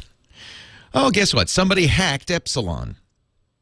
According to Security Week, Epsilon is revealing a number of companies that do business with it that have been compromised. In other words, I'll give you the list. Kroger, the grocery store chain, TiVo, U.S. Bank, J.P. Morgan Chase, Capital One, Citi, McKinsey & Company, Ritz-Carlton Rewards, Marriott Rewards, New York & Company, Brookstone, Walgreens, the College Board, Home Shopping Network, LL Bean, Disney Destinations, and Barclays Bank of Delaware. So what's the big deal? All they got was your email address, right? Well, if you're a customer, let's say, of Barclays Bank of Delaware, watch out, because you're going to get an email that looks very real from Barclays Bank of Delaware. Oh, I'm actually a customer, right? They know you're a customer. oh no, there's been a problem with your account. Maybe they, if they're really smart, they'd say, hi, this is Barclays Bank, and you maybe have read this in the news that there was a breach in the email system at Epsilon, and your account's been compromised. So if you would log in and change your password, and it has a link, and it pulls you to a site that looks just like your bank. And you say, oh boy, I better change that. You type in your password, you type in your login, and boom, you've been compromised. Home shopping. Now, here's a couple of concerns. There's 4 banks on here: Citi, JP Morgan Chase, Capital One, Barclays Bank. That's a problem. Not so bad if somebody gets your Kroger's login. I don't think that that's not too bad, unless you gave Kroger for some reason your something in, I don't know. No, that's pretty harmless. Walgreens, big deal. They know what your prescription is. Big deal. Here's one that's really bad. The College Board. SAT mailings are going out. There's all sorts of little shenanigans I can see here. Now, here's the unfortunate thing. The companies that were compromised have sent emails. Many of you have already gotten them. I've seen some that have been sent by my chat room folks who've received them. I'll give you the one from Kroger. Well, actually, I don't want to read the whole. It's long. But these emails are worthless. They do not tell you the real risk. Dear TiVo customer, we were informed by our email service provider your email address was exposed due to unauthorized access. We were advised by our email service provider the information that was obtained was limited to first name and or email addresses only. Your service and any other personally identifiable information were not at risk and remain secure. Please note, it's possible you may receive spam email messages as a result. We want to urge you to be cautious when opening links or attachments from unknown third parties. Wait a minute, it's not an unknown third party, it's TiVo. As far as you're concerned, it's TiVo. You think that the guy who's sending you this malicious email is going to say, hi, Joe Hacker writing here on behalf of TiVo. No, it's TiVo. It'll look just like it came from the company. We regret this has taken place and apologize for the inconvenience it may have caused you. We take your privacy very seriously. We'll continue to work diligently. All they say is be careful when opening links from unknown third parties. That's not the problem. I can't believe that that's the email they sent out. Kroger wants to remind you not to open emails from senders you do not know. That's not the problem. It's going to come from Kroger, you nitwit. Kroger would never ask you to email personal information such as credit card numbers or social security numbers. Well, that's good as far as it goes. Most of the time, that's not what will be asked of you. You'll be given a link that takes you to a site that looks just like Kroger. Then they may ask you for that stuff. If you receive such a request, it did not come from Kroger and should be deleted. What they should say, and I will say to you right now, and please pay attention to what I say, not what these companies who are essentially trying to cover up how bad this is say. If you heard the name of a company that you did business with on that list, immediately delete all email you ever get from that company for the rest of your life. Period. If they want to contact you, they can send you a letter. And whatever you do, do not, this is the real risk, do not click links in email. Even if you get one that looks real, don't click the link. If you need to go to Kroger, type it in by your hand into the address bar. Don't click links in email. They're dangerous. Leo Laporte, the tech guy.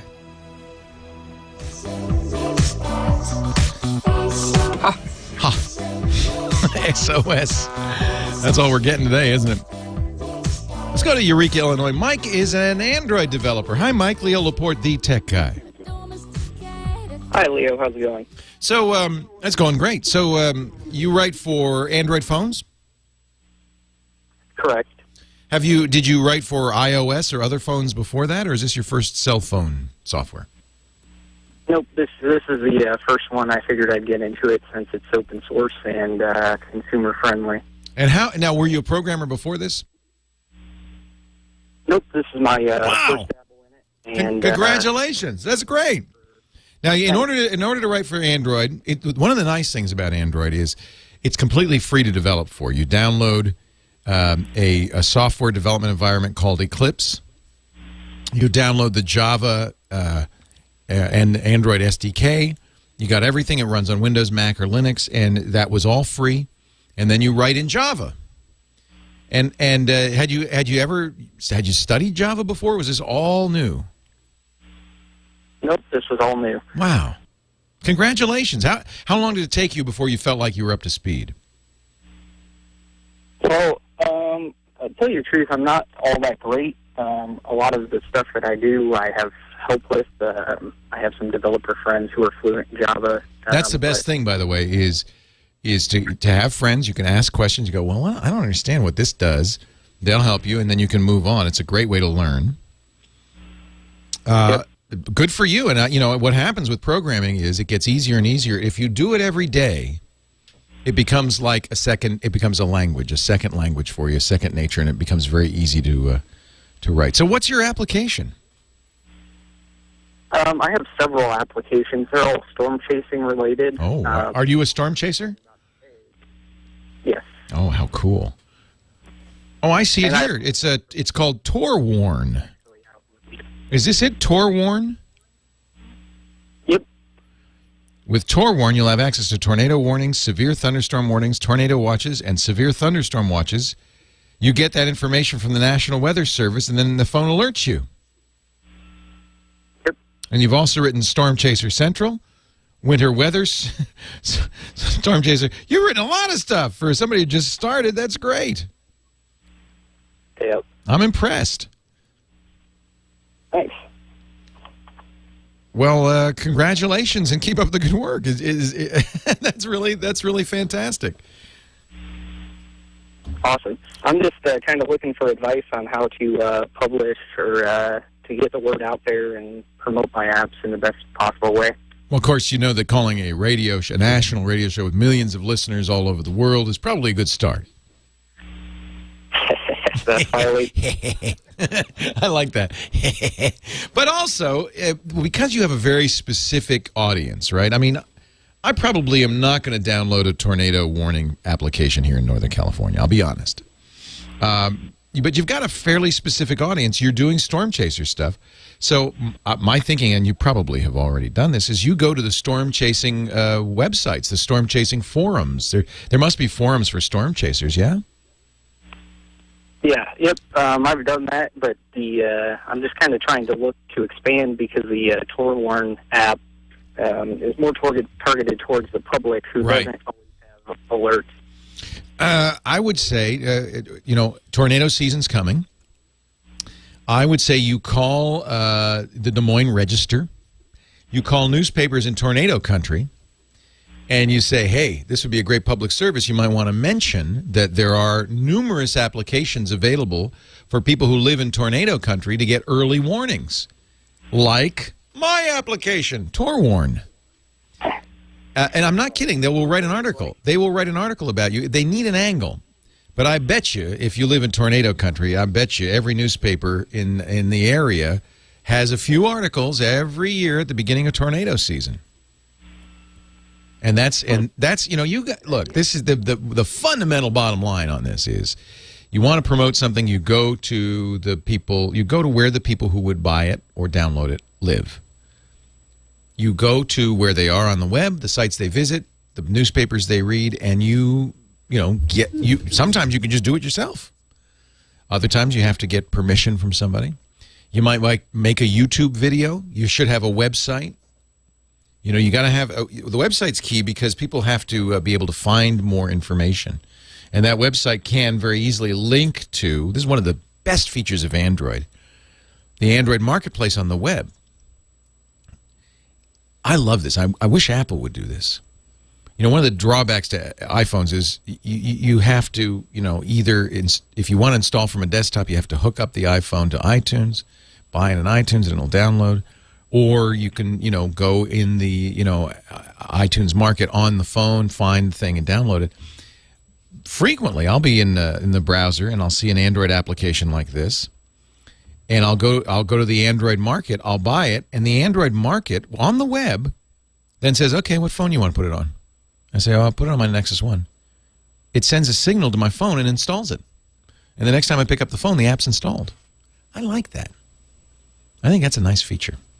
Good luck, Mike. I think you've got a good little niche there for you. You become the king of bad weather apps. Trey in Santa Clarita, California, listening to the great KFI. Hi, Trey. Hey, Leo, how are you today? Fantastic. How are you? I'm so happy to be able to talk to you, and I know my brother's going to be very, very happy because I called him with the specific questions I'm going to address with you, and he said, you got to call Leo. And so and that was just a couple days ago, so he's going to be very happy with me that I called you. That's great, because when my brother-in-law calls me, I said, oh, you got to call Trey's brother. So it works out perfectly. Oh, gosh, where do I start? I am an artist and an illustrator, and I have a brand new coloring book that I've put out, and it's on my website. Now, let's take a break, because I'd like to hear more about that. Okay. And then we want to talk about getting you on Amazon, I think. So hang on. We'll get to you next, Trey. Oh, okay. Right after the break. Okay. Leo Laporte, the tech guy. Number. And Trey is on the line from Santa Clarita. She's an illustrator, an artist.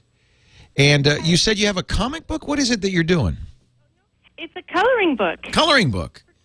And what's the website? It's www.trestrae.com. Tracetrey.com. Trey's your name. And you are Trey. Yeah. Do I have this right? Introducing a botanical coloring book for flower lovers of all ages. Yeah. How neat. Oh, I love this. A wonderful project. Yeah. It's all the state flowers of our country, all the states, as well as our national capital flower and our national flower. So the D.C. flower and the U.S. flower, too. Are you self-publishing this, or? Yes, that's what's so exciting about this. And I'm learning so much every single day on how to do this. And now we're coming up to, I've got it on my website, and then I thought, okay, I'm going to go to Amazon and have Amazon help sell. And I see you have a link. I have a link. Now, how do you get this printed? Is Amazon printing it? Who's printing it for you? This is a printing company up in Oregon. They're wonderful. If anybody is in Eugene, Oregon, I highly recommend QSL Printing. Do you buy a certain number of books and Amazon? How does it work?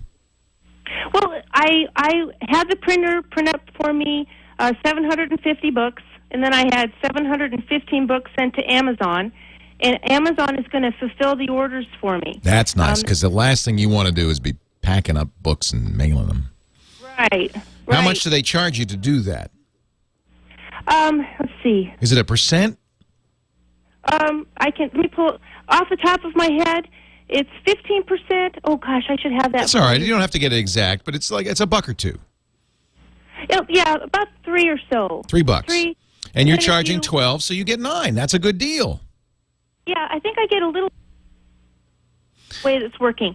Now, if that's where it is right now at the beginning stages, the more volume that you sell, then you make potentially another $1. So there's a lot of perks in there. And there's a lot. Volume. You're paying Amazon for more than just stamping it and mailing it. You're paying them for their reputation.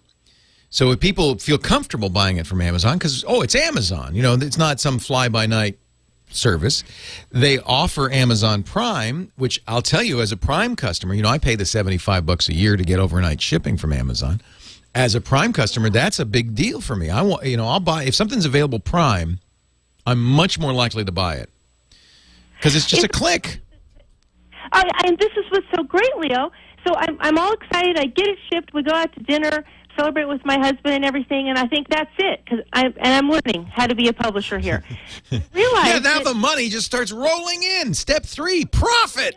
I'm learning, Leo, that I need to do a lot more work. Yeah. My brother said, call Leo. Well, so see, here's the interesting thing. Here's what happens. In the old days, in order to get a book published, and I know because I've written 13 of them. In the old days, what you'd do is you might write a chapter and an outline. Some people wrote the whole book, and now you either get an agent or you do this yourself. You pound the pavement, try to find somebody who says, well, all right, maybe we'll publish this for you. Here, kid, here's an advance if you haven't written it yet. Usually a small number, a few $1,000s. And when we start selling the book, we'll give you a small percentage, usually around, 10, 15, but sometimes less. Percent of, and by the way, the percentage is not of what the selling price of the book is. It's the percentage of the cost to the bookseller, so which is usually 1/2 the retail price. So you're going to get and typically 5, 10, 15% of one half of the retail price. So if it's $25 book, you're going to get 10% of $12.50. You're going to get $1.25 a book. That's what you get, and they subtract the advance. So most of the time, authors make at best, if they're lucky, if there's sales, they'll make a few $1,000, maybe 5,000, 10,000. A bestseller going to make more, of course, but most books are not bestsellers. What the book publisher does for you is a few things. They print it, they edit it. They might hire an illustrator if they're not talented like you, Trey, and if I can't do my own illustrations. They might hire other people. For instance, my books all have indexes. Well, that means they have to hire an indexer that does the index in the back. Once they've got the book all printed up, then they go from bookstore to bookstore, because it used to be in the old days, the only way you could sell a book is getting it in the bookstore. Now we've got Amazon. It's not such a big deal. But they'd go to bookstore, and they might even promote it. If you're a big-time author, they might send you on a book tour. You go from town to town and talk to the radio host in each town and try to promote the book. So that's what a publisher did. It's kind of like analogous to the record industry or the motion picture industry. You get somebody with deep pockets who takes a flyer on you, who invests some money in you, hoping to make that money back. Well, the world has changed, and you're a perfect example of this. First of all, you don't need the publisher to print it anymore. You can print it yourself. In fact, you did a more expensive thing than what I usually tell people is go to lulu.com, Lulu.com, or in your case, because it's an art book, go to blurb.com.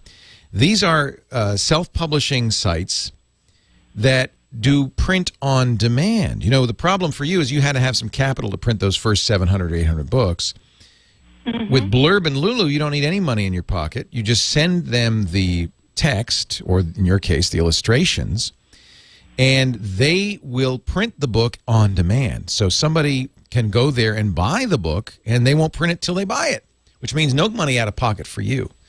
They, of course, take a cut. They'll do fulfillment. You can even have it, Lulu will put it on Amazon and other places like that. So for most people, if I were writing a novel and I couldn't get a publisher, I would definitely go to Lulu and have it printed. What are you missing from this equation? The same thing you miss in the record industry. You don't have somebody promoting. You're not, well, you don't need to get in bookstores. Thank goodness we don't have to do that anymore. You just get it on Amazon. Anybody can do that. Yeah. But you don't have a book tour unless you pay for it yourself. You don't have an PR rep trying to put out press releases. You don't have any help marketing. And that's interesting, isn't it? You've solved all the problems except that.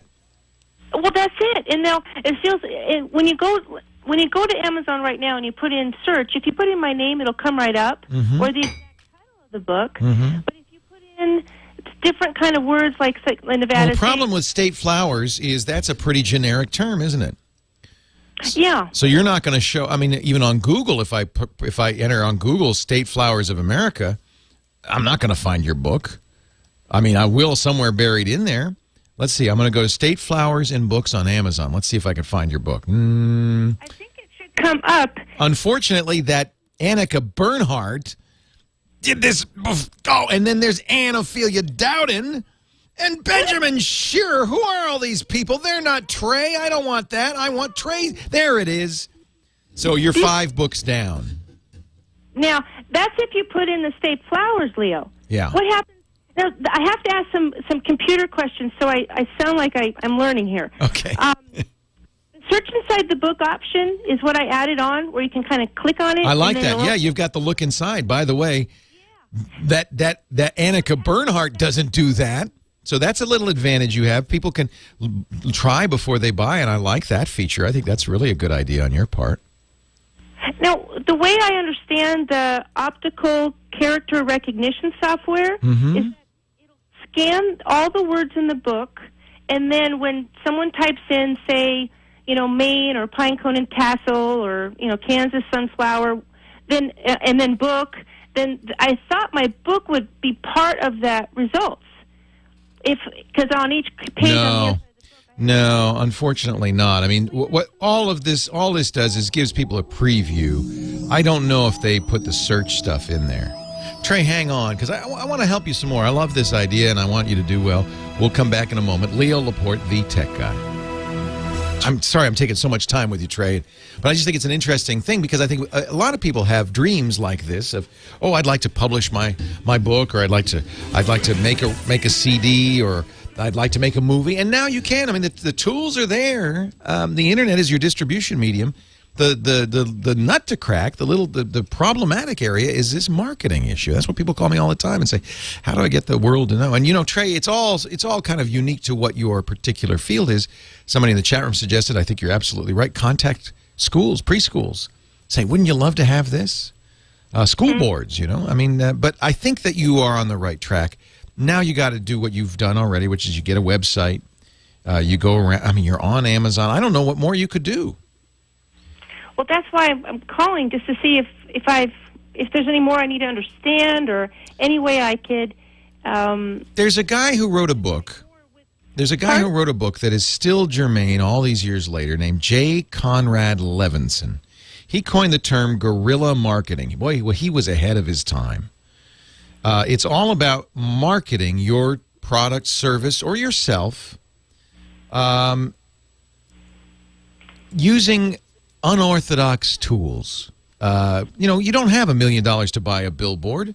Well, you don't need one. Use guerrilla marketing. He has a website, gmarketing.com. He has a lot of books. And, of course, he wrote these books originally before the Internet, but now it's even more appropriate. And he has books called Guerrilla Marketing on the Internet, Guerrilla Social Media Marketing. There are better and better tools than ever on how to do this. Mm-hmm. There's so much to learn, Leo. So much to learn. I know. Now, here's another tip. Actually, Tom Laurie is in the studio audience with me today. He is kind of an entrepreneur in medical technology, but he also says he's one of the top 1,000 reviewers on Amazon. I didn't know Amazon ranked reviewers. You write a lot of reviews, Tom? Is that how you got there? So he suggests that you get reviewers to write positive reviews of your book. People pay attention to I know I do. I won't buy a book until I read the reviews. They're really important. Do you have reviews of your book on there? There's a review on there. We've just started. We've got a good one. Good. Now, what you don't want to do is have your friends and family write reviews. That's bad. That's bad form. Right. What you want to do, though, so actually, Tom, pull up that microphone that's right there. I don't know if you can see the edge of it there, because I can put you on the air. And I got to ask you how you do this, because you obviously know about it. You say there's something called I don't know how you're going to reach them. You don't need the headphones, just the microphone. So, Tom, how do you what is this Vine program? The Vine program is Amazon has a group of reviewers. They call their Vine reviewers. Every month, I get a list of over 300 books that I get to choose from. Oh, that's interesting. And so Amazon's encouraging this. Yes, and the reviewers have to review 80% of the books they receive, or they will no longer be eligible for any more products. Now, how do you get Amazon to get you into the Vine program as an author? You just contact them. There is a website. If you go to Amazon.com and search for Amazon Vine, look at this. Actually, this is me, isn't it? Most recent viewed item, State Flowers of America by Tremont. Oh, wow. but now, so it's a program that enables a select group of Amazon customers to post opinions about new and pre-release items to help their fellow customers. So, boy, wouldn't that be good? Contact Amazon and see if you can get in the Vine program. Do you think they have to pay for that, Tom? No, they have to give the books for free. To the reviewers? To the reviewers. Okay. And I'd also recommend that she get more than one reviewer to review her book. You bet. And the way you do that is go on to Amazon, find other books that are similar, find out where they are located, and send them books directly and ask them to So review look at the reviews on a similar book and find those reviewers, send them an email, say, hey, would you like my book? And they'll review it. That's a great idea. Thank you, Tom. Really, that's a great tip. Yeah. Thank you, Tom. We all want to help each other out here, you know? Oh, thank you. Yeah. You know, I wanted to. You asked the question at the beginning, Leo, for me to help the people who are listening that just want to do something special and sell like this on Amazon. Yeah. There's a way. If you go on here, they'll give you a Seller Central area where you can either sell professionally or just sell your stuff. I chose the professionally, so I have unlimited sales for $39.99 a month. Oh, that's good. And the percentages are a little different depending on what you're selling, but I just wanted to make sure it's pretty easy to get here and people can look at that. And I really enjoy working with Amazon. They've been very helpful. Well, you've already got 2 5-star reviews. That's a good start. And I would also say, you know, you've got this Trey Munt page. Amazon has a page for all of its authors. It was one thing I never did as an author, but I would suggest you actually post some stuff there. Use that. I just signed up for that. Good. So I need to. Good, yeah. Amazon gives you a lot of tools because, of course, it's in their interest, isn't it? They don't want to have all the good books go to Ballantine and Viking. They'd like some of those for themselves. They get to keep more of the money that way. Trey, good luck. Good luck. I think this is a wonderful idea, and I want you to do well. I want everybody to get a chance to do well selling whatever it is, or just putting it out on the internet. You're smart because the best thing to do is send people to your website. That way you'll get a little affiliate bucks as well as the royalty when you sell through Amazon. TRESTRAE.com. Good luck, Trey. I think that's great. We're going to take a little break, come back. Steve is on the line from Cyprus. He says his address book was hijacked on Yahoo. This is another big scam. I want to talk about it in just a bit. Hi, Leo. How are you? Well, my friend, how are you? I am, well, not so well. Let me just, we're almost near the end of the show. Let me run this by you quick. Yes. I'm a techie, and, I help certain friends. I'm their personal technician at their beck and call. I had a call about 6 weeks ago, and my friend's account on Roadrunner got hijacked, and I wasn't sure what got him, but I just, made him get a new email address and make a sub-account and then tell all their friends and took care of that. Good. Now 6 weeks later, I have my email address book hijacked, but I don't have anything on my computer. I strictly use Yahoo Mail with att.net, and they recommend you change your password, make sure no sub-accounts, run a virus scan, all of that stuff. And then also, I check my outbox, nothing, sent box, nothing, and no new sub-accounts. But good. The email that gets sent out looks like it's from me to my friends. Yeah. And so now I'm going into spam folders for some of my friends, and I'm in love with my email address. I don't want to change You don't have to change it. All you really have to do is do what you've done and continue to use your email. And, I don't think your friends are going to put it in the spam account. Well, that has happened, but now, I'm a techie, so I recently was just at a seminar on this stuff, and they mentioned Aurora had hit some of the big sites. I'm thinking that nothing happened on my computer, that this stuff happened out in the servers. Well, is that possible? It's very common to have a Yahoo email account be hijacked. There are a number of ways to do it, usually involving your secret question, not necessarily involving your personal system. It's happened to me, not personally, but it's happened to friends of mine, and I've gotten email from them, purporting to be from them, saying, "Oh, I got mugged. I'm in London. I got mugged. They stole my money and my passport, and I can't get home. Please send me some money, and when I get home, I'll repay you." I'm smart enough to know that's bogus. But my wife actually sent a panicked email to me saying, "Our gardener got hijacked, got mugged in London, and we got to send him some money." I said, "Whoa, whoa, whoa, whoa, whoa." The only thing that got hijacked was his Yahoo Mail account. So, but if you change the password, change the secret question, all the credential stuff, you're fine. Don't worry about it. Change it regularly, though. Leo Laporte, the Tech Guy. Have a great geek week, everybody. Bye-bye.